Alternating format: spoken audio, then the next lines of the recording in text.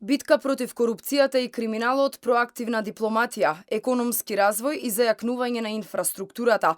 Власта отвори борба на 4 клучни фронта со што ќе се подобри животот во Македонија, ќе се подигне стандардот, ќе се врати довербата во институциите. На тој начин ќе се европеизираме и ќе бидеме подготвени за влез во Европската унија.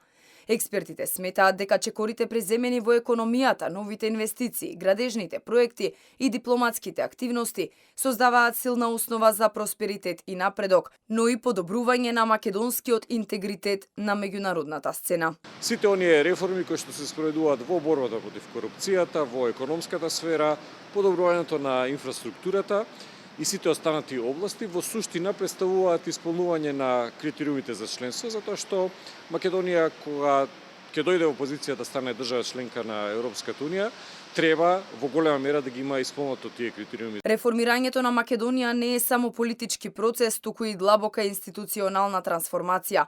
Спроведувањето на реформите во борбата против корупцијата, како и во економијата, инвестициите и градежништвото, овозможува создавање на институции кои ќе бидат подготвени да одговорат на предизвиците на современото европско општество. Децидни се упатените.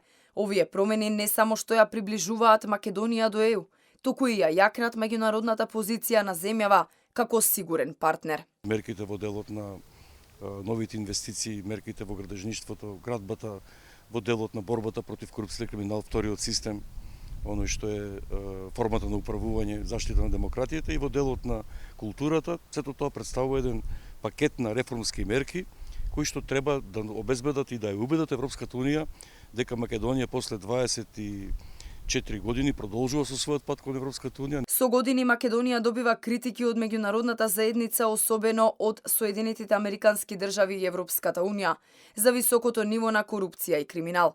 Овие предупредувања доаѓаат во форма на извештаи и препораки, кои истакнуваат дека Македонија мора да ги засили и да ги реформира своите институции.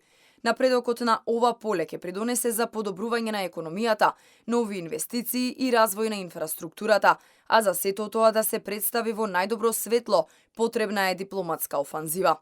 Според експертите, без сериозни напори во овие области, Македонија не може да ги постигне своите цели за интеграција во ЕУ и за создавање на просперитетно општество.